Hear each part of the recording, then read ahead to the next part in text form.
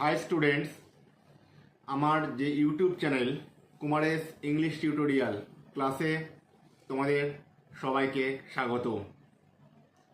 আমার যে আলোচ্য বিষয় সেটি ছিল ভয়েস চেঞ্জ। ভয়েস চেঞ্জের বেসিক আলোচনা, বিভিন্ন সেন্টেন্সের উপর ভয়েস চেঞ্জের নিয়ম, এগুলো সব আগের ক্লাসগুলিতে আলোচনা করা হয়েছে, তা তোমরা নিশ্চয়ই দেখেছো। আজ আমার আলোচ্য বিষয় ভয়েস চেঞ্জের ব্যতিক্রমী নিয়ম। যে নিয়মটি আজ আমি তোমাদের আলোচনা করব সেটি হলো রিটেন্ড অবজেক্ট এর নিয়ম। রিটেন্ড শব্দের অর্থ কি?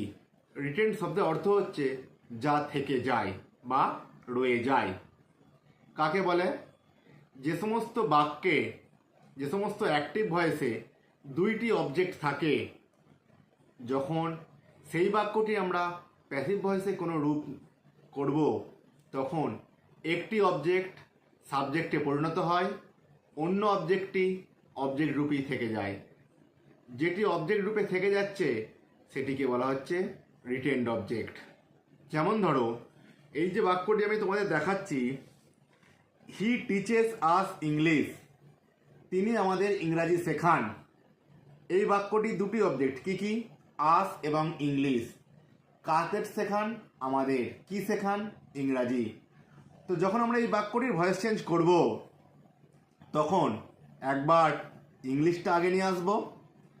তাহলে কি দাঁড়াচ্ছে? ইংলিশ, যেহেতু এটার present indefinite tense, is taught, টিচের থার্ড ফর্ম টট। এই যে আস, আস কথাটি অ্যাক্টিভ ভয়েসেও ছিল অবজেক্ট, প্যাসিভ ভয়েসেও এটি অবজেক্ট আছে, অর্থাৎ এটি হচ্ছে রিটেন্ড অবজেক্ট।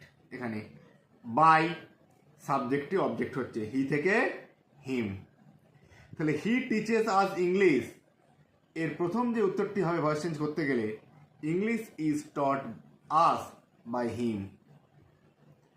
আরেকটি উত্তরের হবে, যেহেতু দুটি অবজেক্ট সেহেতু আমরা ইংলিশ এই অবজেক্টটিকে আগে নিয়ে আসবো। English is taught us by him আমরা করলাম। নেক্সট আস যে অবজেক্টটি আছে সেটি আমরা আগে আনবো। আস আগে আনলে উই হয়, উই আর টট। এখানে আর হচ্ছে, যেহেতু উই আছে অনেকজন সেহেতু আর। উই আর টট, ইংলিশটি কিন্তু অ্যাক্টিভ ভয়েসে যেরকম ছিল প্যাসিভও সেরকম থাকছে, অর্থাৎ এখানে ইংলিশটা হচ্ছে রিটেন্ড অবজেক্ট, অর্থাৎ এটি অ্যাক্টিভ ভয়েসেও যেমন অবজেক্ট ছিল, প্যাসিভ ভয়েসেও তেমনই অবজেক্ট থেকে যাচ্ছে। We are taught English by him, he থেকে চেঞ্জ করে হচ্ছে হিম। এটি হচ্ছে উত্তর। প্রথম বাক্যে আস হলো রিটেন্ড অবজেক্ট, সেকেন্ড বাক্যে ইংলিশ হলো রিটেন্ড অবজেক্ট। তাহলে আমরা কখন ব্যবহার করব রিটেন্ড অবজেক্ট এর নিয়ম?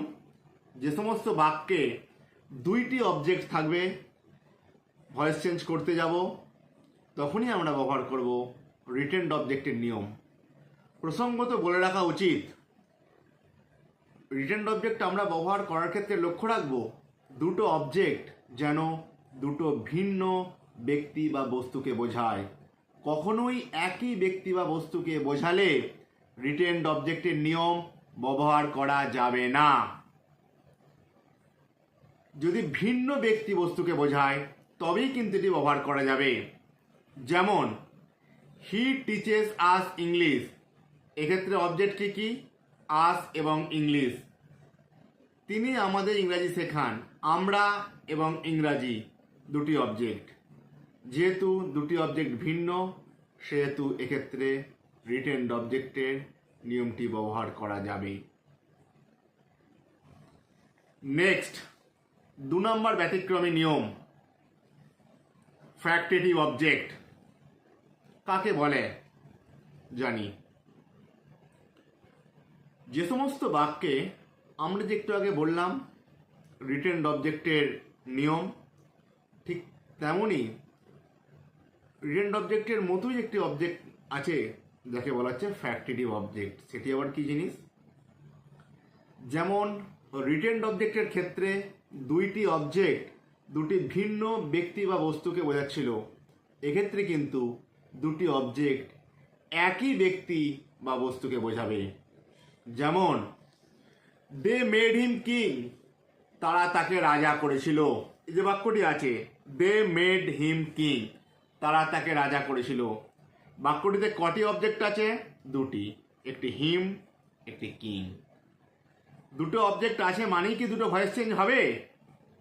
কখনোই কিন্তু দুটো ভয়েস চেঞ্জ হবে না, কারণ এটি রিটেন্ড অবজেক্টের নিয়মে নেই কো। কারণ দুটো অবজেক্ট একই ব্যক্তিকে বোঝাচ্ছে। তারা তাকে রাজা করেছিল, সেই লোকটি এবং রাজা এখানে একই ব্যক্তি। তাহলে কি করব যখন আমরা অ্যান্সার করব? যার যদি দুইটি অবজেক্ট একই ব্যক্তি বা বস্তুকে বোঝায়, যার সরাসরি প্রাণ আছে সেটিকে আমি আগে নিয়ে আসব, এবং যার প্রাণ নেই কো সেটিকে পরে রাখবো। সেটি কখনোই আগে আনতে পারবো না আমরা। যেমন দেখো, দে মেড হিম কিং, তারা তাকে রাজা করেছিল। হিমটা আগে আনলে হচ্ছে he, he was made king by them. হিমটা আগে আনলে হচ্ছে হি। এবারে ভার্বের চেঞ্জ হচ্ছে ওয়াজ, যেহেতু প্রেজেন্ট ইনডেফিনিট টেন্স। ভার্বের থার্ড ফর্ম মেড। অন্যান্য অংশ হচ্ছে কিং, অ্যাক্টিভ ভয়েসে ছিল অবজেক্ট, প্যাসিভ ভয়েসে থেকে যাচ্ছে অবজেক্ট। বাই দে থাকলে দেম হয়, দেম।